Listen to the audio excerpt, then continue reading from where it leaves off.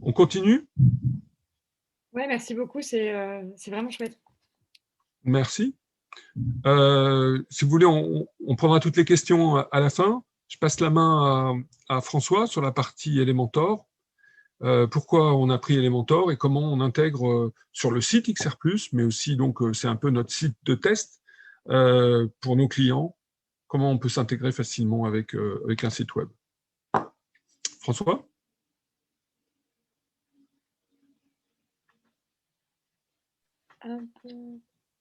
François, on ne t'entend pas. Alors, je vais continuer à partager, mais c'est François qui va nous parler.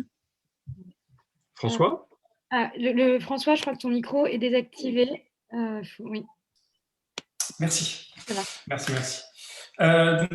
Oui, ce que je vous disais, c'est que, alors pour résumer finalement, ce qu'on va voir, c'est que bien, finalement cette plateforme, elle est également assez à l'image d'Elementor, c'est-à-dire qu'on a derrière une facilité de pratique, facilité d'utilisation, et derrière une diversité d'usages qui est assez surprenante.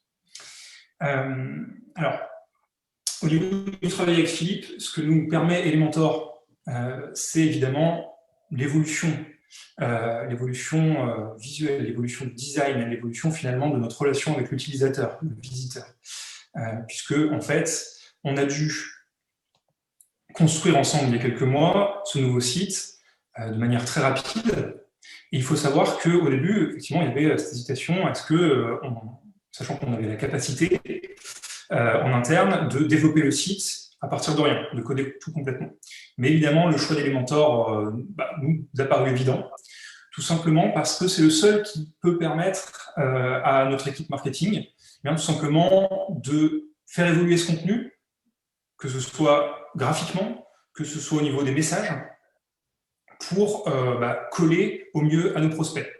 Sachant que c'est quand même un travail qui a demandé du temps, qui demande toujours du temps, d'ailleurs, puisqu'on est en phase d'ailleurs d'analyse des heatmaps, donc des cartes de chaleur pour ceux qui ne connaissent pas, qui permettent justement cette analyse de la manière dont nos utilisateurs, nos visiteurs vont appréhender notre contenu. Donc voilà, c'est ça qu'on est en train de faire en ce moment.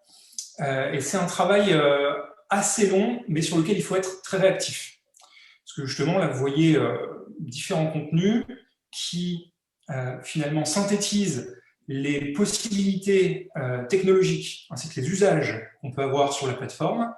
Et comme vous l'avez vu d'ailleurs pendant ce meet-up, on a quand même un propos qui est assez complexe, qui pour les non-connaisseurs peut être assez rude. Et donc nous, notre but, c'est par le design grâce à Elementor de, prendre la main de l'utilisateur et l'accompagner, faire de la pédagogie pour qu'il comprenne au mieux ce qu'on lui propose de faire, comment on lui propose de le faire. Voilà. Avec un design assez poussé, on essaie de transmettre également à cet utilisateur une sorte de, on va dire, de douceur. C'était le principe sur lequel on était parti au départ, puisque donc avec les couleurs et avec l'agencement, on doit transmettre cette facilité d'utilisation finalement de la plateforme. Voilà. Derrière, finalement, on va rentrer dans une deuxième phase maintenant qu'on a fait un petit peu le design, qu'on a un peu mieux compris grâce aux heatmaps, comme je disais, ce dont avait besoin notre utilisateur.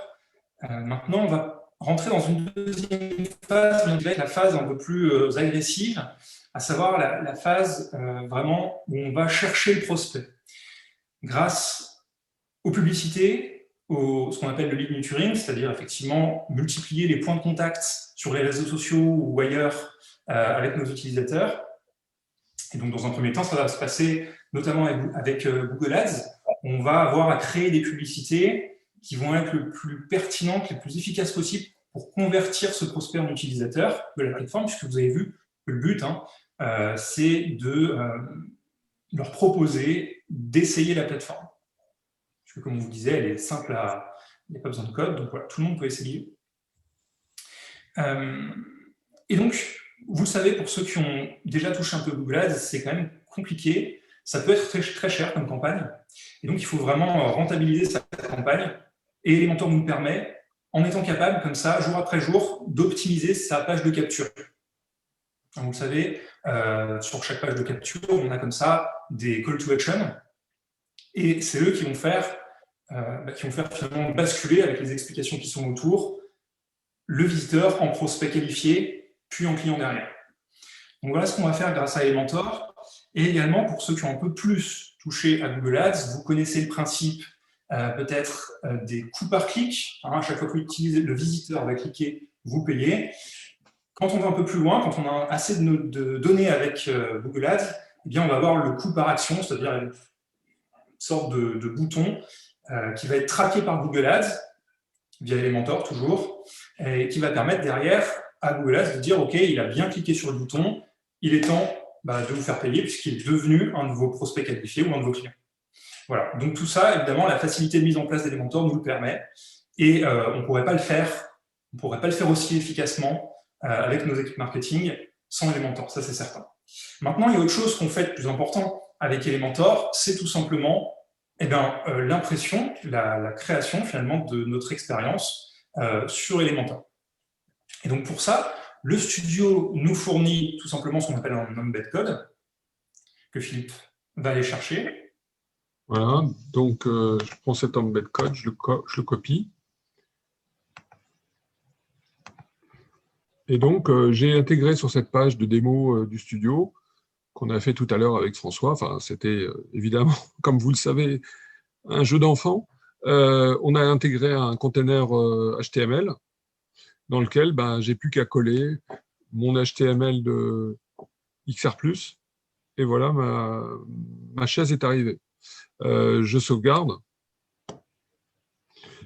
et si je vais sur la page de visualisation, mon expérience est live.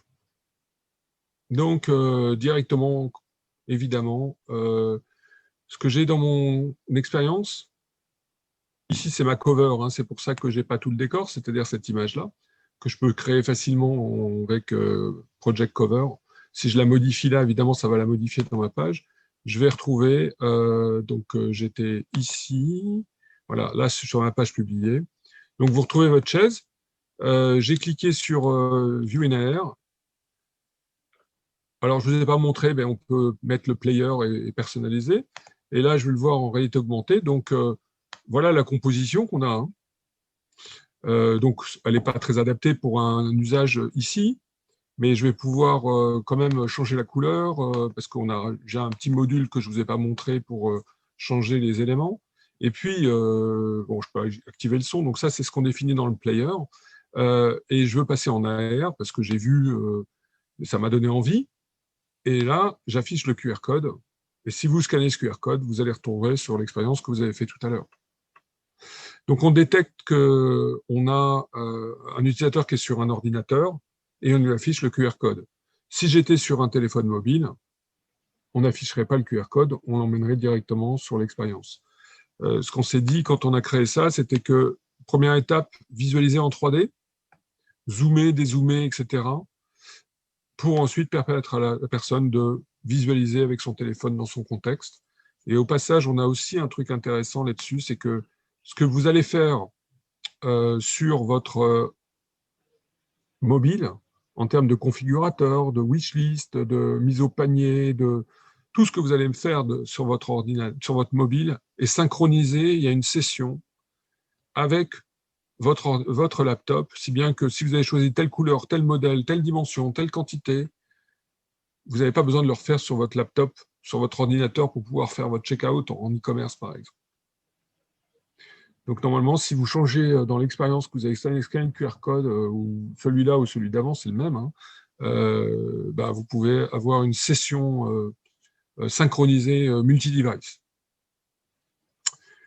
Et l'objectif derrière, si je peux rajouter quelque chose, c'est évidemment que, encore une fois, sur votre site, vous avez tout à fait la possibilité de mettre ce player à côté directement de la fiche d'achat ou tout simplement du détail du produit, etc. Voilà, donc hein, si je change quelque chose là, je sauvegarde, je rafraîchis ma page. Elle était, je ne sais plus où. Mon expérience a été modifiée en temps réel.